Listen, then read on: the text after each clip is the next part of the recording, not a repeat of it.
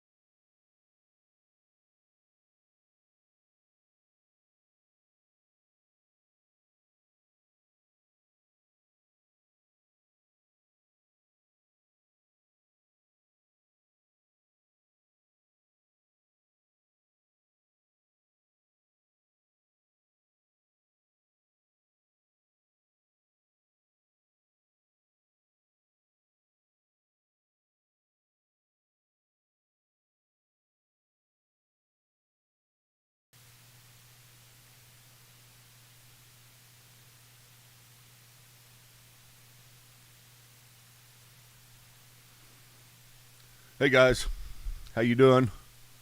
Good to see ya. Really, really glad to be here today. We're getting ready to get started. Um, just doing a few before class moves, including drinking my coffee.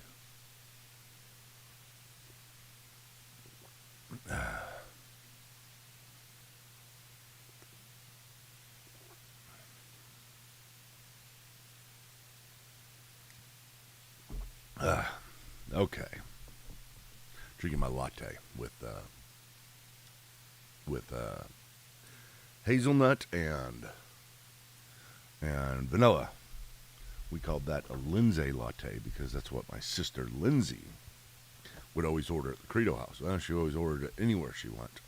But we may just call it the Patton latte if we start the Credo House back up, just so I can get some credit for it. You know, I think I do deserve something. I mean, come on. Thank you all. Those of you who wrote on my board yesterday is it called the board? I don't know, on Facebook.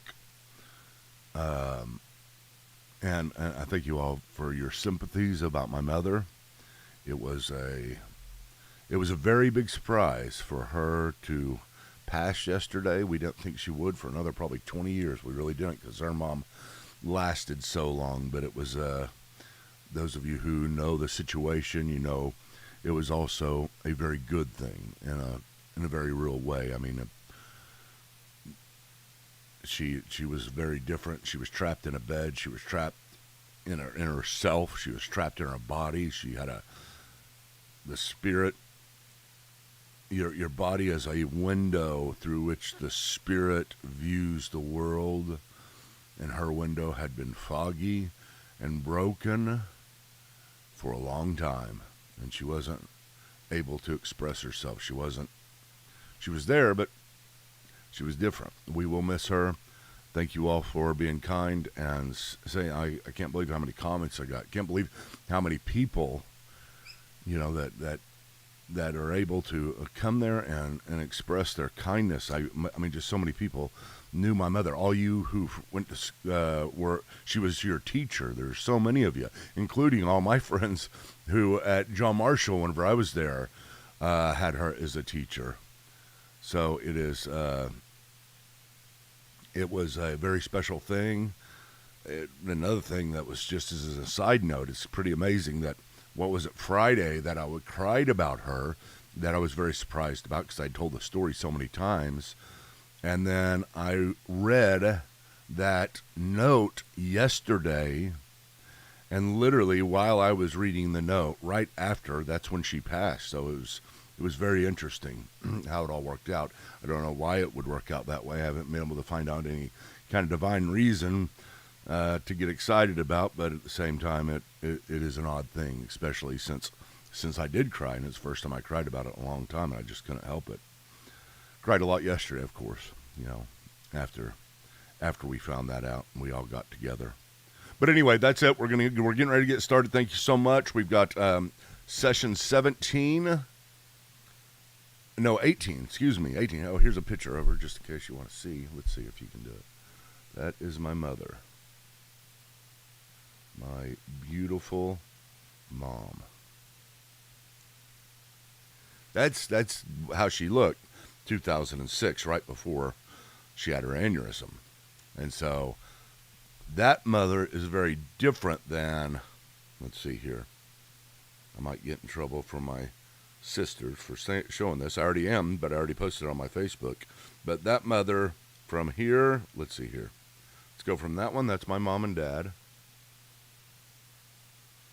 That was just right before, maybe 5 years before it happened. And then this is how she was when she passed. See if I can turn this microphone off. You can see she was very different, but she was she was so incredibly sweet. She was so sweet. You just can't imagine. She would never again. She used to be mad at me all the time. I got in trouble for everything. But after this happened, she was just, it was just different, very different. She was kind to everybody. Those of you who ever went and saw her and knew the woo-woo, knew the woo-woo, I say that because that's one of the only things she could say was woo-woo. And so you learn to interpret her words through woo-woo, whether it was an emphatic woo-woo or a slow, that and songs. She could still sing songs, which she did here in this video. Anyway, that's not what I didn't mean to do this. I was just checking to make sure that I was on live on Facebook. That's kind of my now class preparation to make sure things are going okay. But let's get started. Okay. I have been coming through, right? My sound? Yeah, it has. It's got to. It shows it's coming through. I just have another microphone that is muted. All right, we're getting started. I promise. I really try to start now at 9 o'clock each time, so you guys can have some expectation.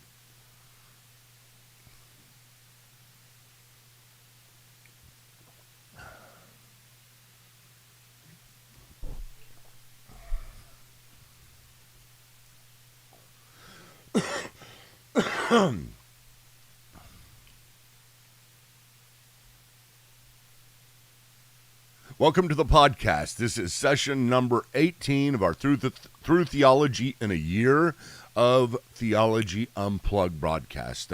Great to have you. Great to have you live. Great to have you come in afterwards. We are on YouTube. We're on Facebook. We're on Twitter. And you can find us in all these places. The confusing thing is sometimes, and I know this is confusing, I don't know how the search engines work. They probably do pick us up well. But on Spotify and all the podcast catchers, if you're just listening, we are under Theology Unplugged. Theology Unplugged. That's the podcast that's been going on since, we started this in 2005, Theology Unplugged. Isn't that crazy? We're one of the longest running theology podcasts there is. I think there's only one that has run longer than us. But we haven't been consistent, of course, and that's my fault, but we're being very consistent now. But yes, Theology Unplugged, whenever you're getting on a podcast, if you're looking for us on YouTube, that would be Credo House. That's the Credo House channel on YouTube. I need to check. I need to remember to check right after class. Search on YouTube for Theology Unplugged and see if this comes up. That would make things a whole lot easier. Or somehow I just need to do it doing business as on YouTube as Theology Unplugged. But anyway, that's neither here nor there, except for if you're searching for us, but obviously you have found us in some way. So it's great to have you. Please, if you enjoy this, if you enjoy what we're doing, the most important thing you can do is like and comment. People are telling me this. I got a message yesterday. Make sure you tell everybody to like and comment, because that's how it gets going. I try to tell everybody, but I guess can't tell everybody enough. Like and comment if you do like of this, or if you do have something to comment, just let us know you're watching. I'd love for you to reach out. in any of the avenues. If you're on Spotify or Apple Podcast or one of the other podcast catchers, give us a review. That's very helpful there. But anyway, so let's get started. We're talking about, we're still on the theological process, and what we are doing with this is we are walking through this chart. And as I told you, we are going to walk through this chart in many different ways. It's just so important. It really is. I can't convince you enough of how important this chart is to get your brain thinking in such a way.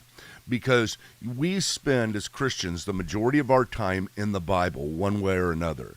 You may be doing deep study. You may be trying to formulate your systematic theology, as we are now. You may just be interpreting or reading a devotional, as I do with Through the Bible in a year, every single year. It's just kind of a basic devotional. I'm not doing deep study. I just want a big overview.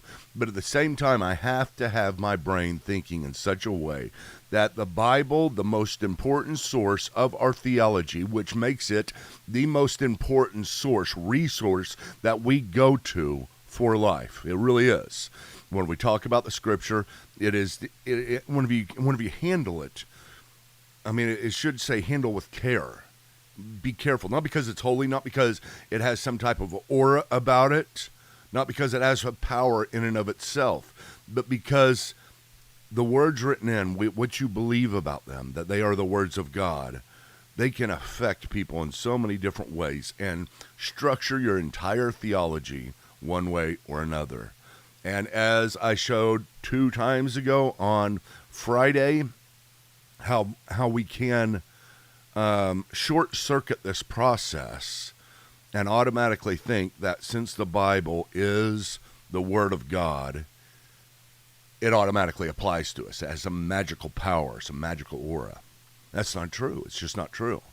I mean, listen to this. If God was going to use the Bible that way, and I'm not saying you haven't had your instance where you did open up the Bible and it did directly apply to you.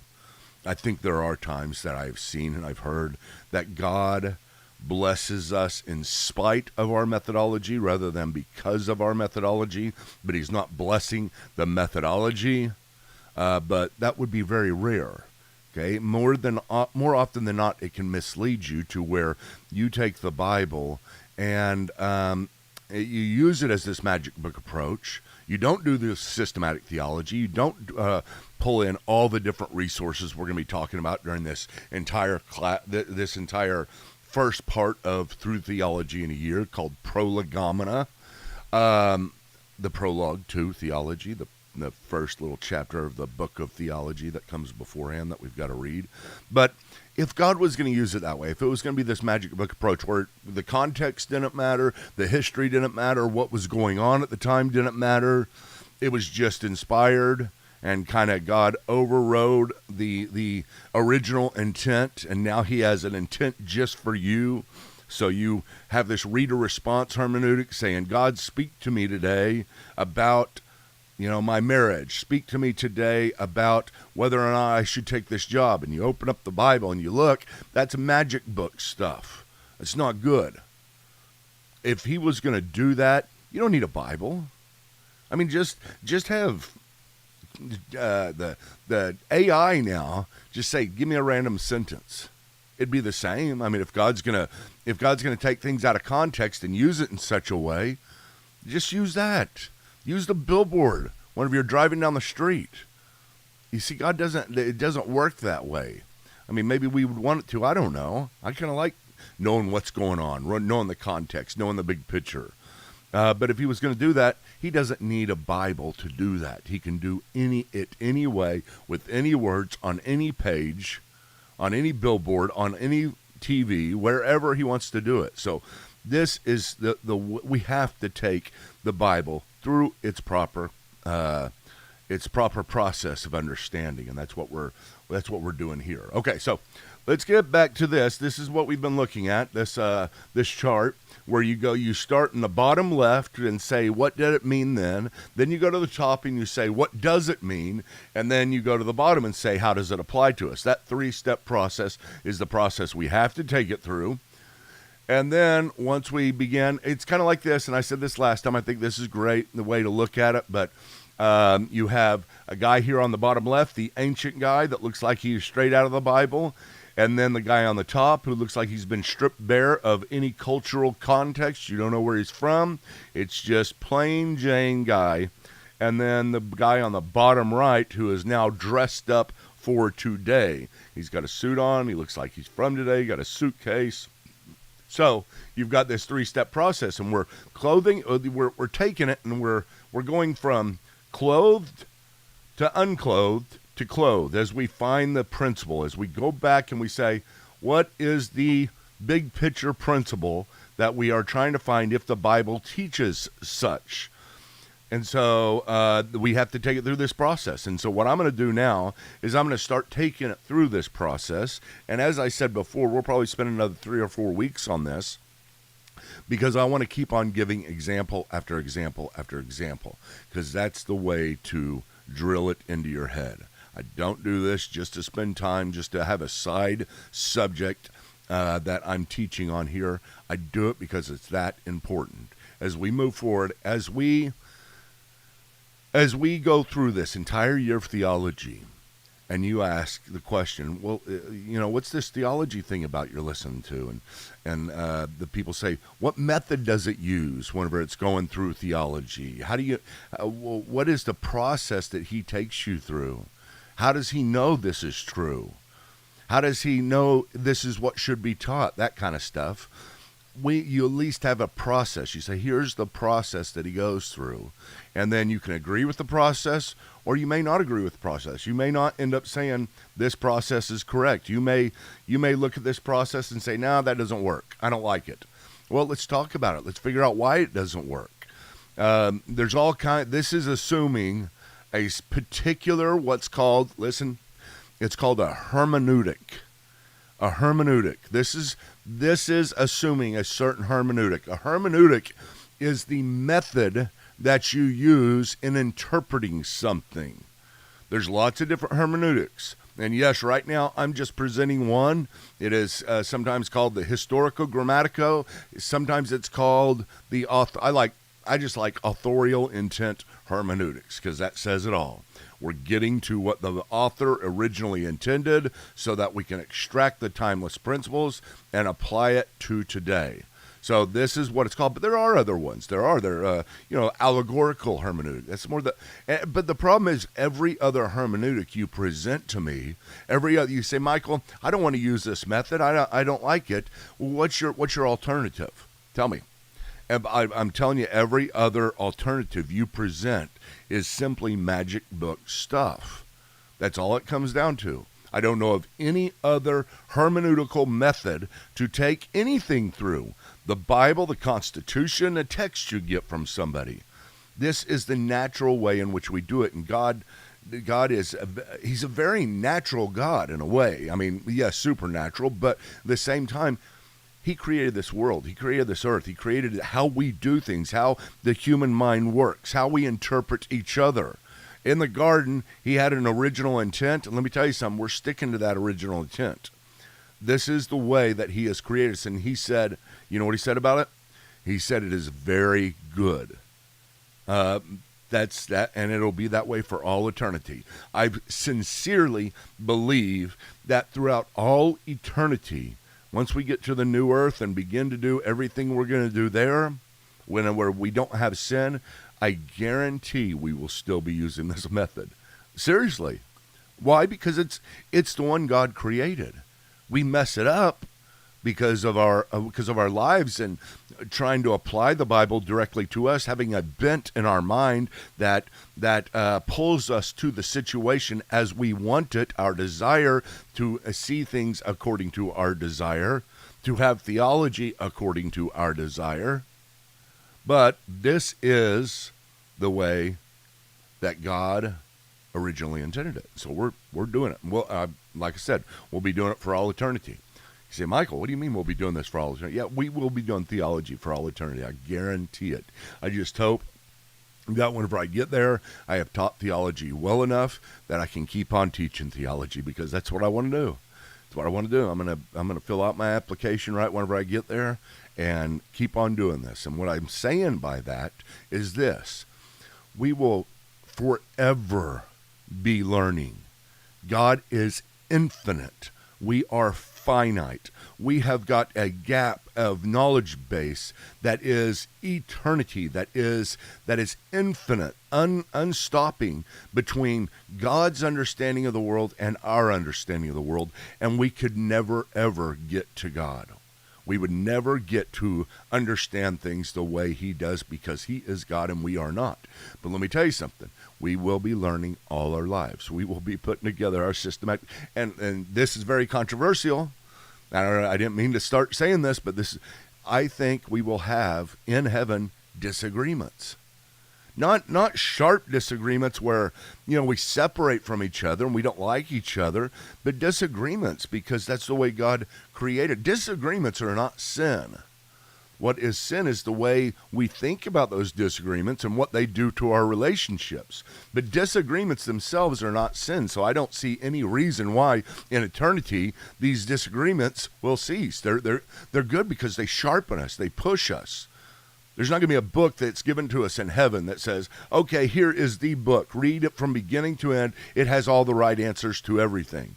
That's not the way God created us. He created us in his image, and one thing he wants us to do is strive and learn and accomplish on our own. And so we'll be doing this.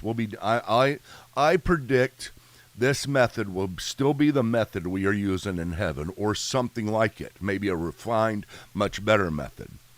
So there's my little side sermon that gives you something really to think about. And it is, it's a big chunk to take off and think about, and that's what I believe, and why I'm so excited about this. Why I do this. This is not a temporal thing.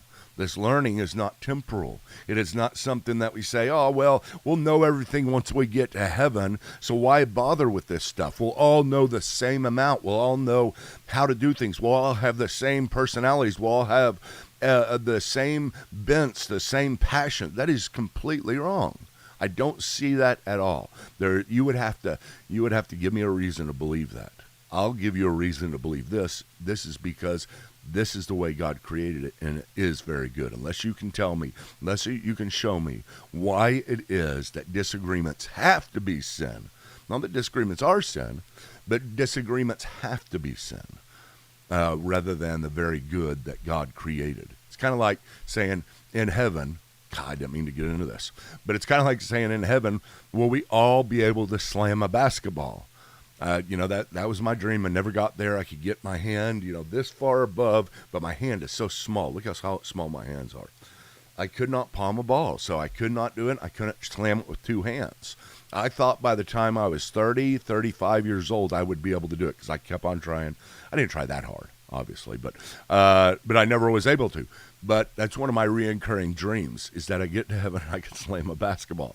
Now, does that mean I will be able to whenever I get to heaven? Absolutely not. We'll probably play a game, and you'll beat me. It's going to be tough. In the current condition I'm in right now, it won't be that tough. But I'm going to get in shape in heaven, get going. But whenever we get to the new earth, we'll play basketball, and somebody will lose. Somebody will lose, but they won't think badly about it, and somebody else won't think pridely about it. Why will somebody lose? Because somebody's going to be better than you. They're going to be more practiced. That's what they're going to do. That's going to be their passions more. That's the way I believe that when we get to eternity, it will continue to function.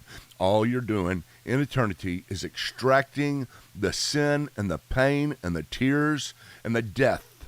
All of that will be gone, but everything else will continue very much, and we'll be so surprised about how great it is.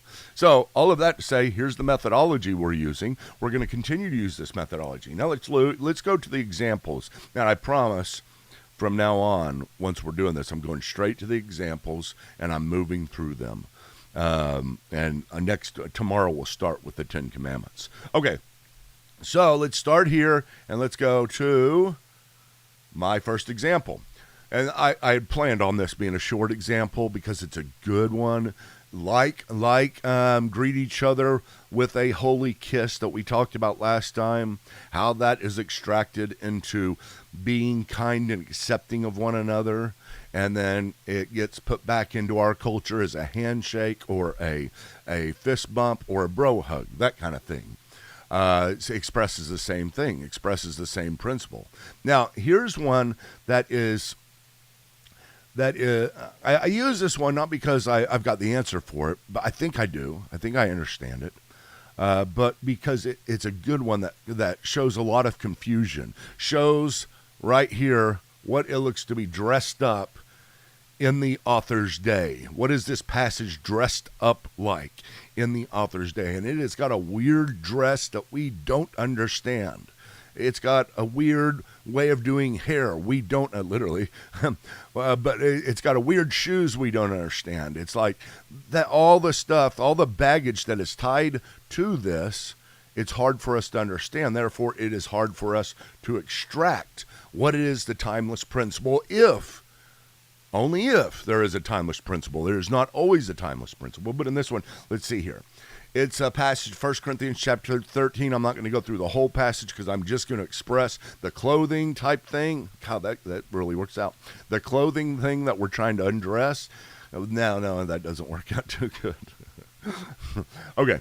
1 Corinthians chapter 11, verse 5 says, "But every woman who has her head uncovered while praying or prophesying disgraces her head.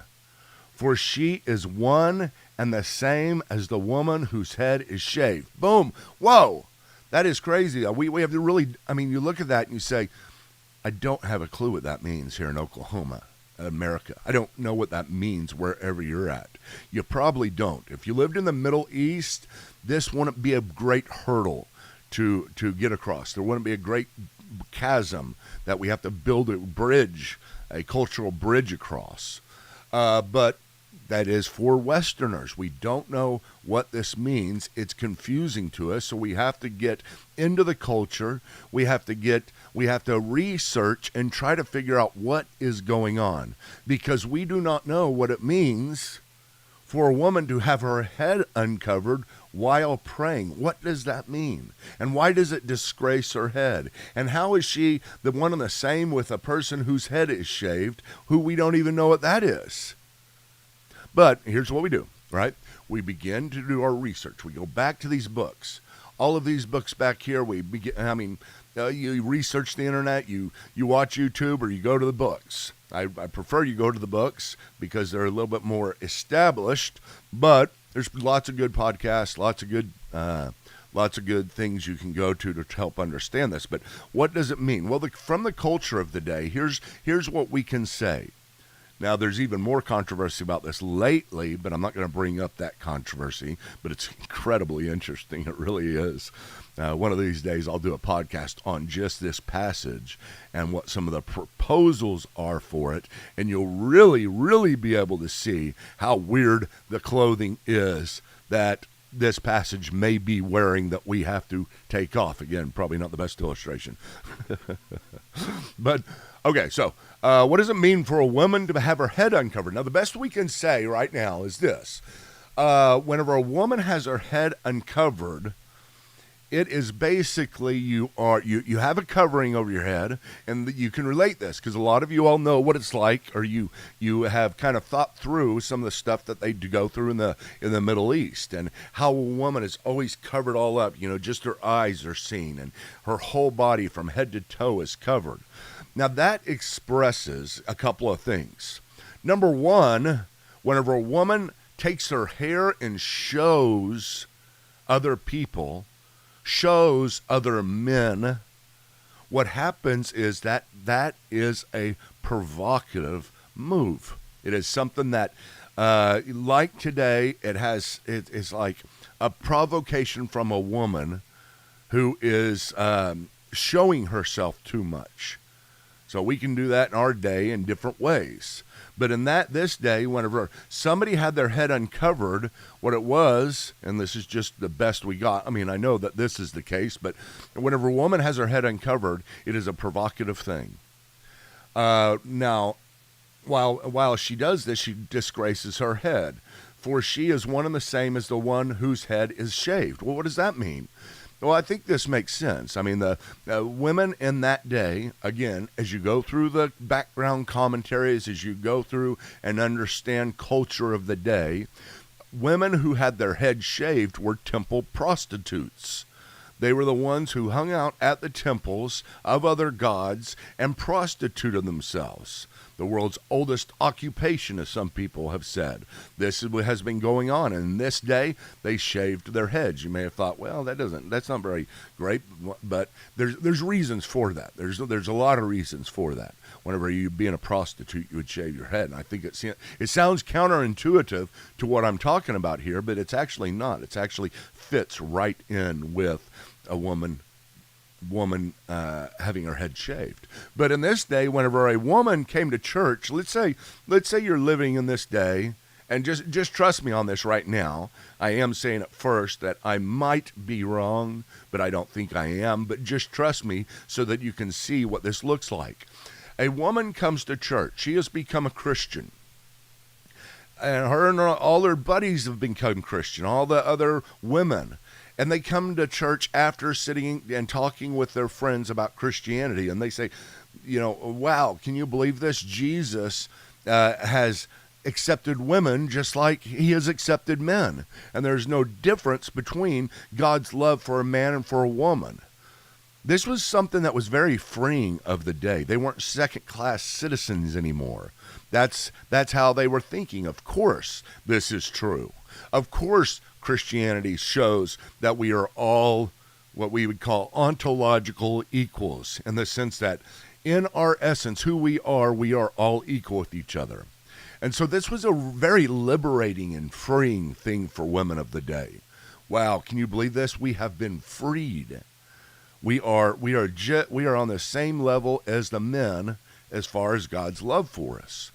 So let's show our liberation. Let's go to church, and while we're conducting services, let's take our head covering off. Let's show everybody our hair. That's what was going on.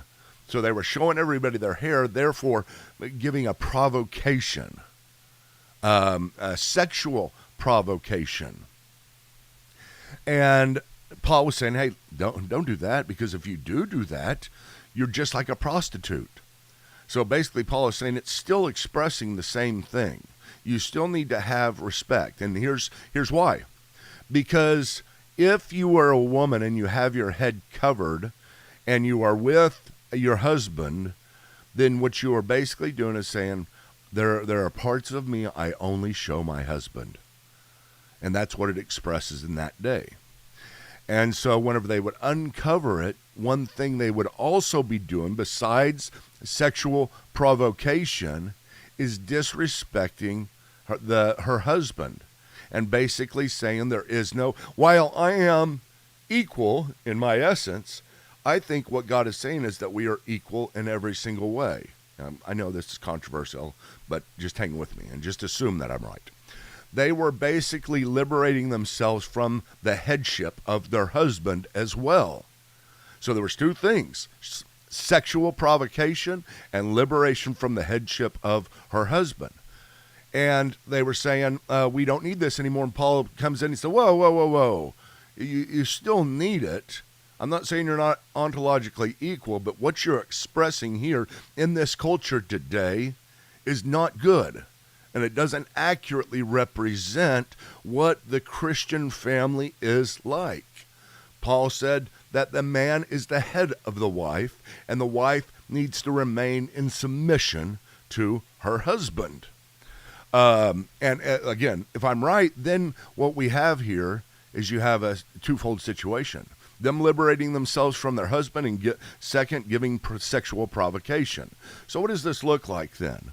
If we go back to the PowerPoint and we say, like I said, this may not be the best illustration. I didn't think this thing through very well.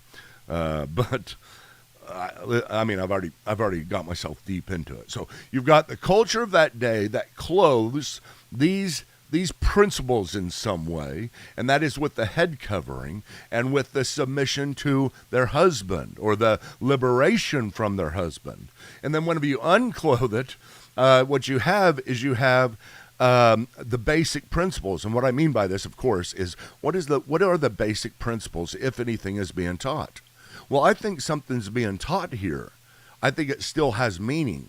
Even though today we have no clue about head coverings, it's not a sexual provocation, or much of one at least, for a woman to wear her hair down, long flowing hair. That's not it. But at the same time, it still is, especially in a lot of traditional Christian churches, and I myself hold to this view, but we'll get to that later on, and I'll give you a defense of all sides. But I believe that there is a hierarchy within the family, and that women are to submit to the husband's godly leadership. And so a principle is pulled out, and one thing it says basically is this: hey guys, listen, number one, don't be sexually provocative in public situations.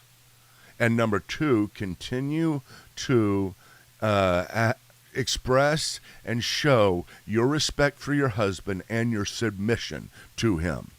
Those are the timeless principles. So if I'm correct, and those are the timeless principles, that's what it is unclothed. Clothed, it is head covering. It is making sure that your hair is not shown and not looking like one whose head is shaved. Unclothed, it looks like this.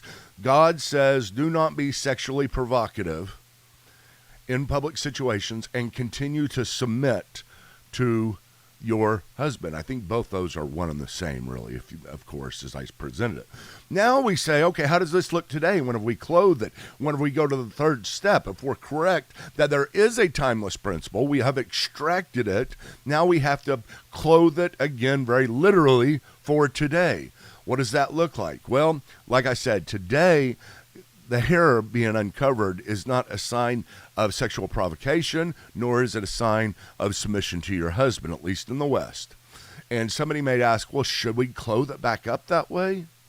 No, that's the problem. We are not supposed to do that. Christ taught us to look at the Bible and look for the deeper principles, especially whenever he's talking about the commandments and how people don't really understand what it means to murder. It's the same thing as hating somebody. So the principle is much bigger than just the expression of murder. Well, in this, it's the same way. And so we clothe it back up, and you say, how do we clothe it back up then and express that principle? I would say there's a lot of ways. I mean, you could say women are not to dress provocatively. We know what that looks like, whether it's their tops or their skirts or something like that, and act provocatively. I mean, it goes across the board. It's just basically this. The principle is no sexual provocation. And then you clothe it, and there's very definite ways we clothe that today. Don't wear your tops down too low. Don't have your skirts up too high, whatever, right? That's number one. Number two, women, continue to submit yourself to your husband and show that sign of submission.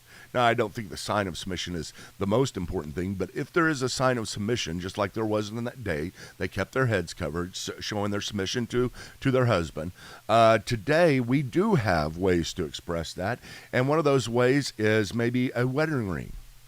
Maybe today you might get liberated and say, hey, I don't care about, showing my respect to my husband, that I am committed to him.